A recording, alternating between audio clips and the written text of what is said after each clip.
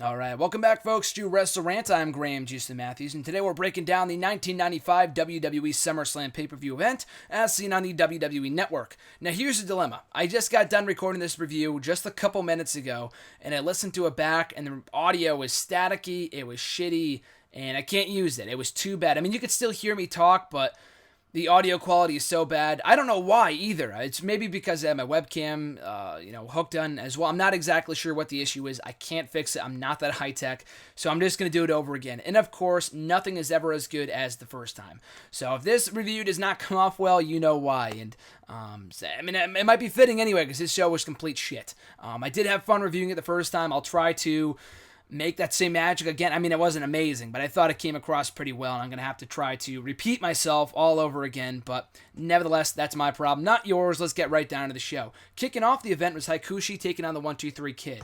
Now, as I talked about in my 1993 review of SummerSlam, the 1-2-3 Kid match was good when he faced, I believe, IRS on that show, and I know he's the ultimate underdog. That was his character. That's why he was called the 1-2-3 Kid.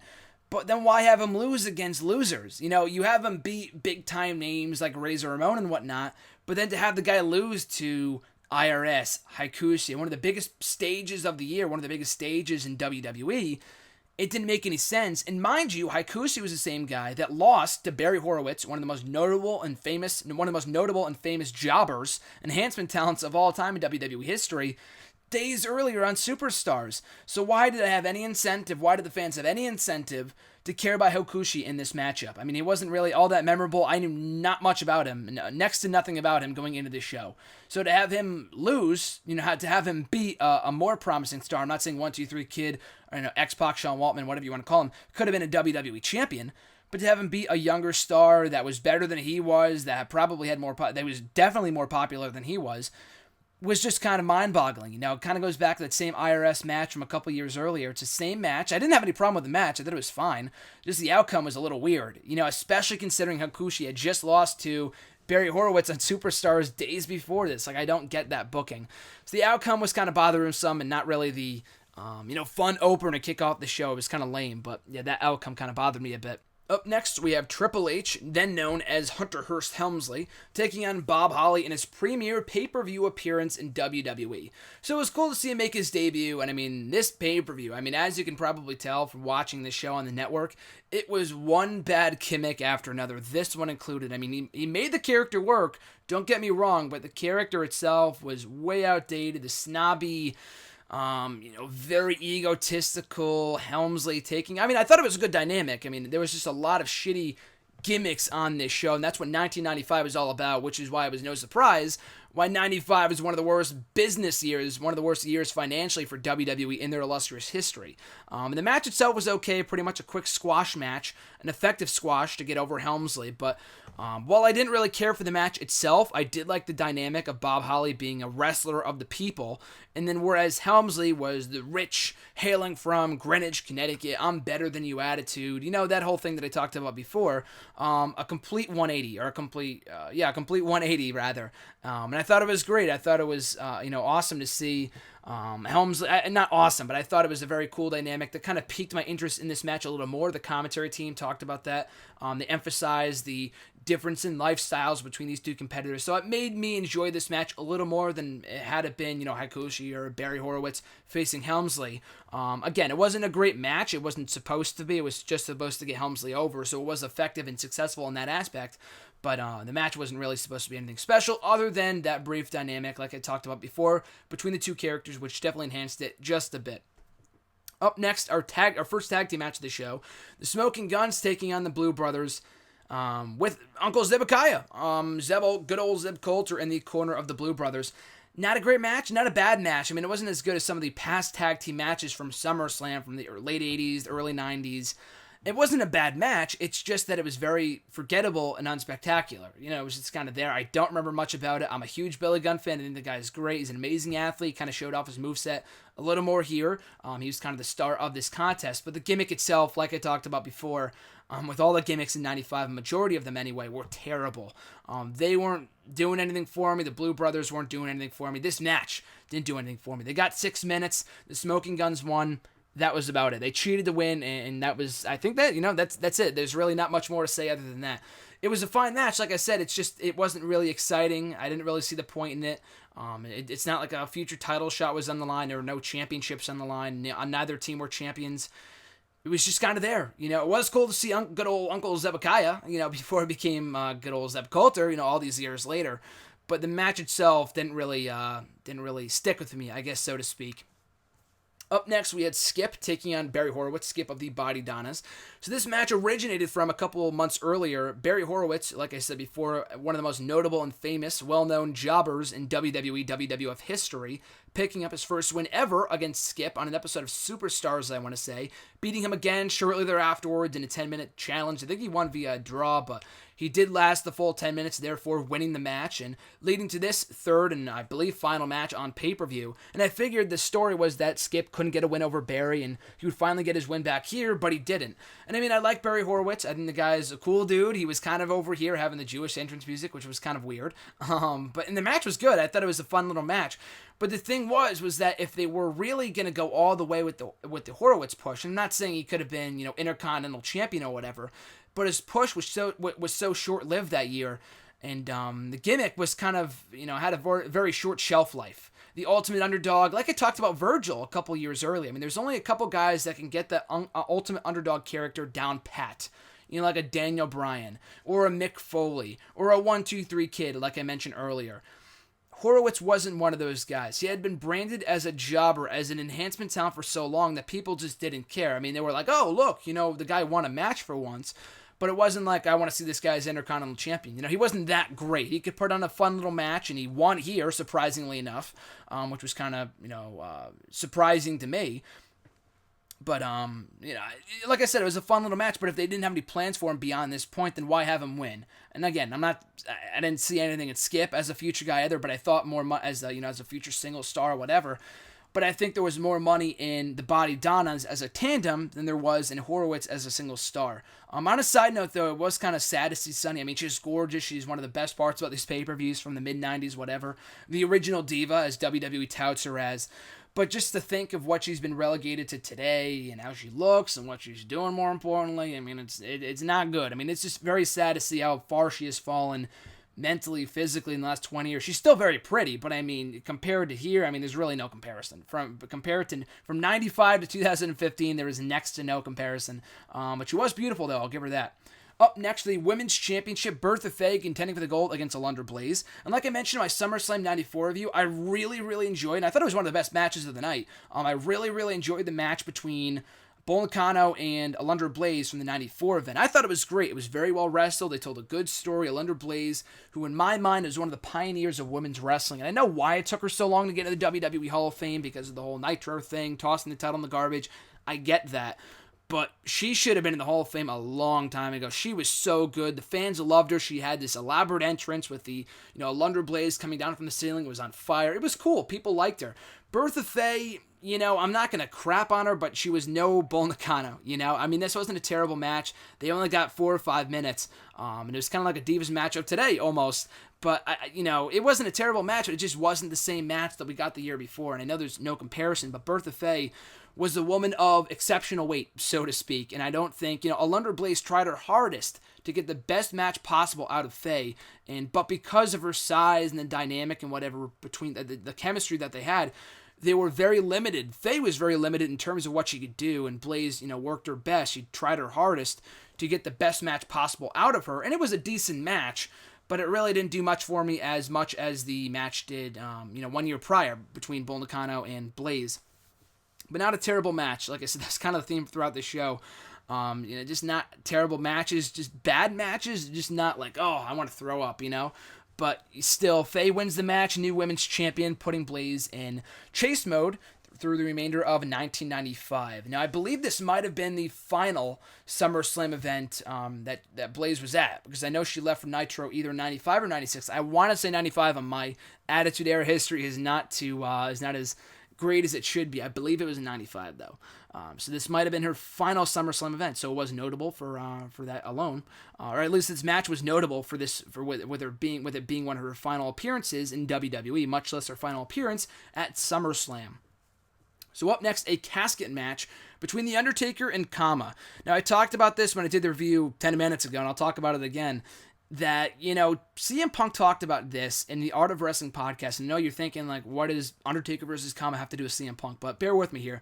Punk talked about in the Art of Wrestling podcast with Colt Cabana last fall, last November, talking about how creative didn't have any long-term vision, didn't have any long-term booking in place for almost all of the guys with the exception of John Cena. Now, I get it, he's the face of the company, but would it kill them to have a long-term story in place for guys, like CM Punk or Randy Orton among their biggest stars? I'm not saying you have to have a plan in place for every guy in the roster, but at least the more notable names, and they don't have that more often than not.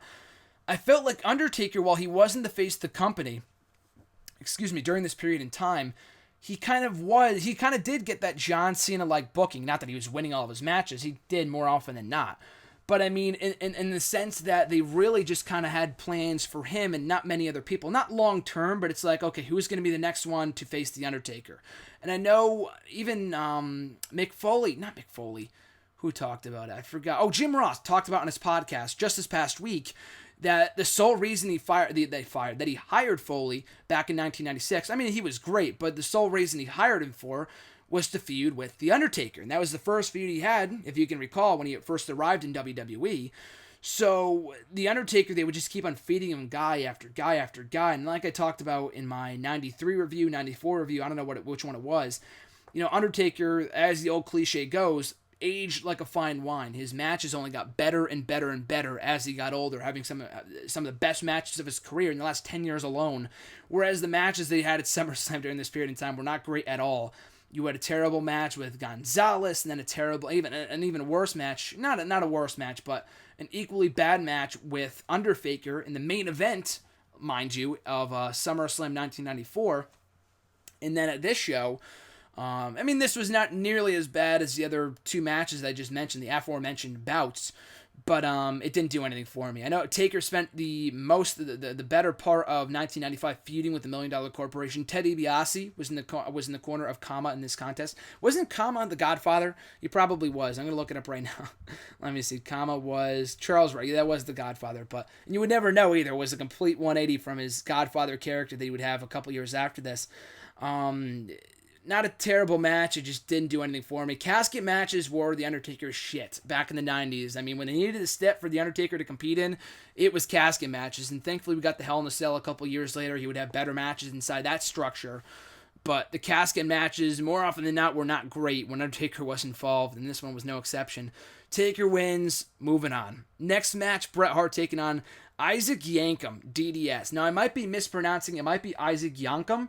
And I know McMahon either said Yankem or Yankem, and Jerry Lawler corrected him. So I don't know which one it was. One of the all-time worst gimmicks in WWE history, of course, later known as Kane.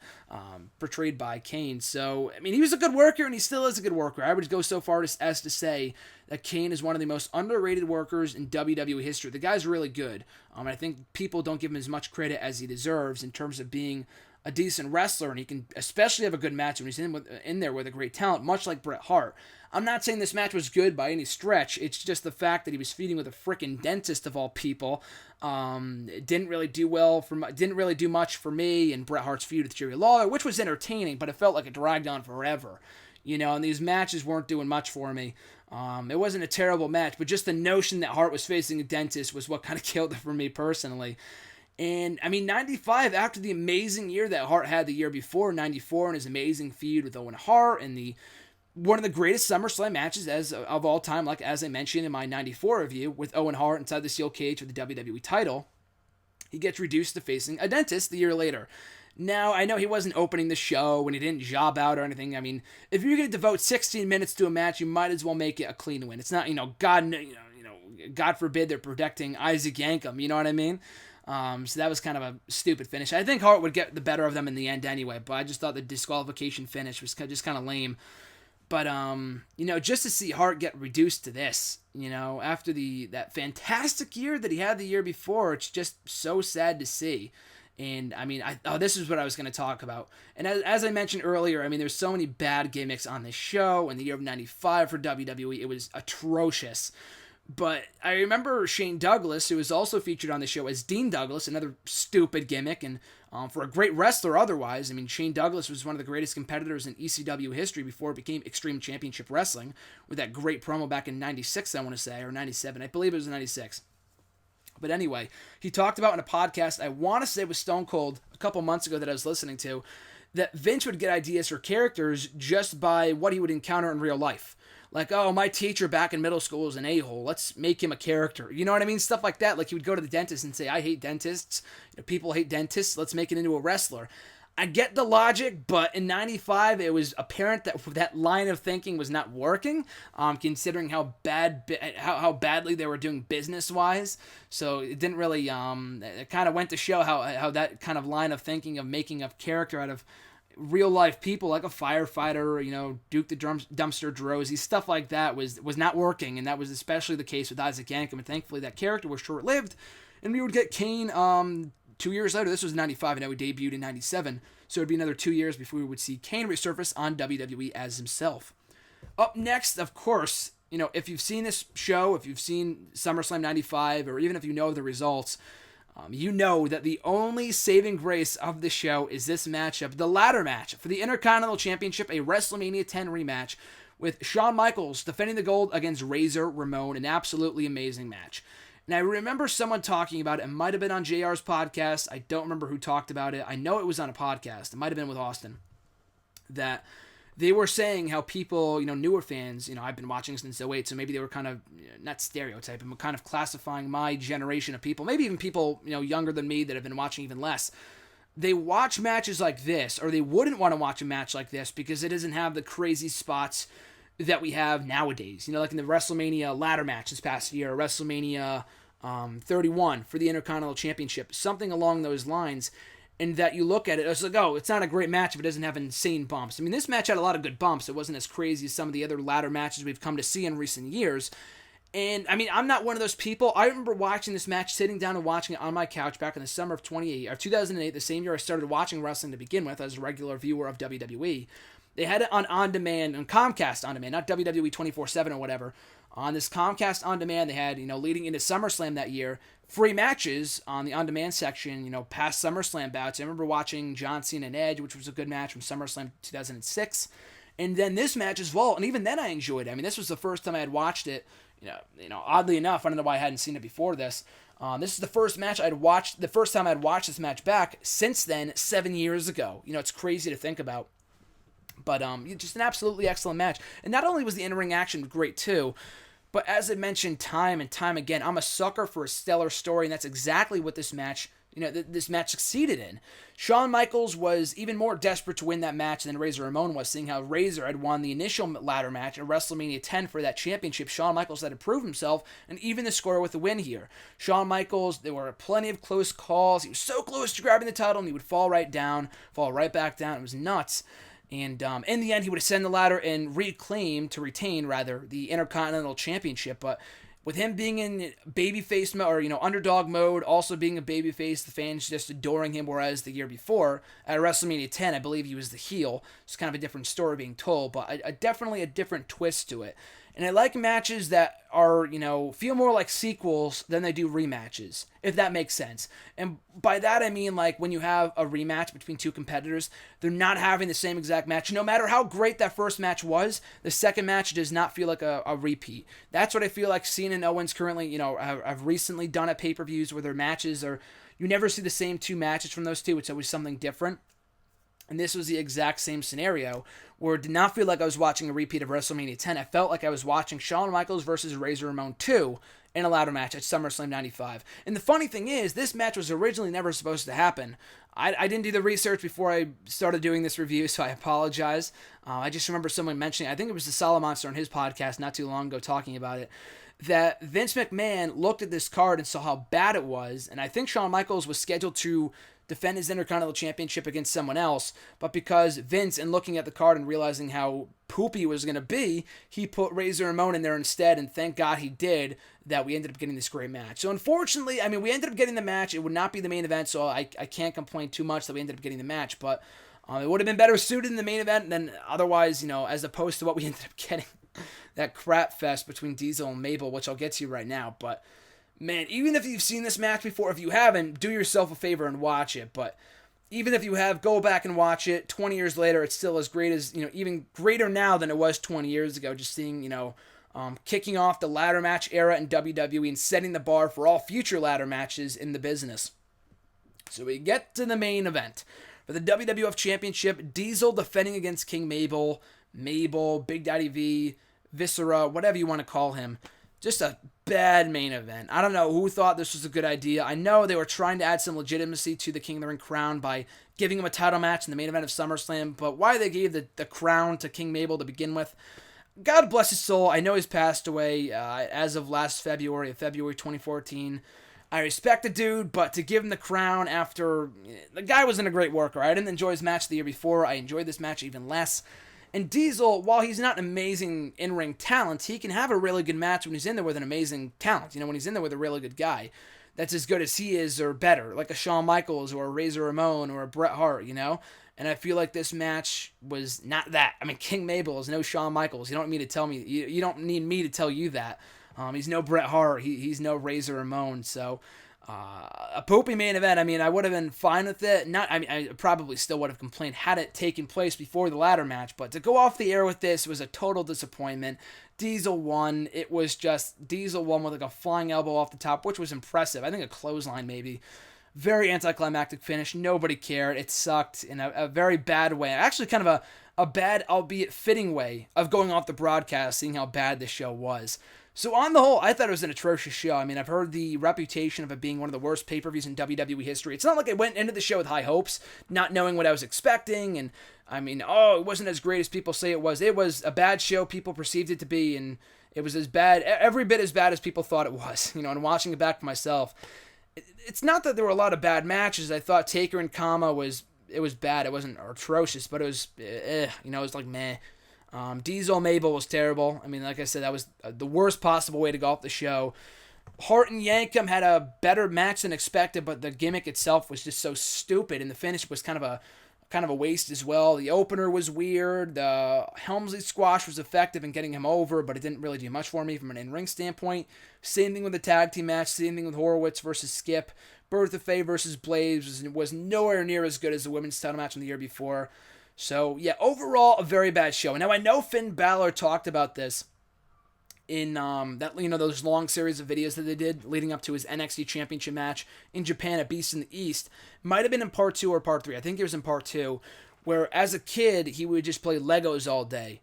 And in doing so, in the background, he would have on SummerSlam 95, because I believe that was the only event that he had on VHS, so he would watch it 10 times a day. And he said it was his favorite pay-per-view of all time. So I'm not surprised. And watching, if you watch a match, if you watch a pay-per-view that many times for that many years, of course it's going to become your favorite. Doesn't mean it's necessarily good. There's a big difference between favorite and being good. I mean, like the year of 2011 was my favorite year in pro wrestling. Was it a great year? Absolutely not. I mean, the only truly bright spot of that year was the summer, and everything else was poop. For the most part, the spring and the fall. Don't even get me started WrestleMania that year. But still, I mean, I'm not surprised. I'm not, crapping on Finn Balor. I'm just saying, just because he said it was his favorite, don't go into this pay-per-view thinking it's great, because not at all. Do not watch this show. I would strongly advise you against watching this show. And of course, as I mentioned, the soul-saving grace of this event was the ladder match for the Intercontinental Championship. So do yourself a favor, skip everything else, watch this match as soon as it's over. Just end the show right there and go about your business, go about your day, because that is the only truly good to great to amazing thing on this show. Everything else was complete crap, all things considered. So that's going to do it for my review of SummerSlam 1995. Thank you for listening. Thank you for watching. I always appreciate your support. If you want to continue supporting me and the show, you can find me on Twitter. Make sure to follow me there at WrestleRant. On Facebook, like the page at facebook.com/graham.gsm.matthews. Also, be sure to like, comment, share, and subscribe. All support is greatly appreciated, as I mentioned. Go to nextEraWrestling.net, cheap plug for the website, for full written reviews of Raw, SmackDown, Main Event, Superstars, TNA Impact Wrestling, NXT, Lucha Underground, Ring of Honor, and everything else in between. It's a great time to be a wrestling fan right now. I'm enjoying watching these pay-per-views for the most part, with the exception of this one. But as I mentioned last week, I was unable to put in, and we got so delayed. Not so delayed, but we got delayed a couple days with the WrestleRant videos, because I was away on vacation last week. It took me a couple days to watch these pay-per-views, the 94 show, 95, whatever. So until SummerSlam, because as I mentioned, up until SummerSlam, we're going to be having one WrestleRant video a week. or a weekend rather. We're going to have one on Tuesday, then one on Saturday. But this weekend only, for the next month, we will be having not one but two videos. Of course, this one on the Saturday, if you're listening to it on Saturday. And tomorrow, on Sunday, we'll be having my review of SummerSlam 1996. That'll be up here on the channel then, so make sure to stay tuned for that event. But in the meantime, and in between time, folks, have a great rest of your weekend. You guys are awesome. Stay awesome. I'm Graham Deuce Matthews, and I'll catch you folks down the road.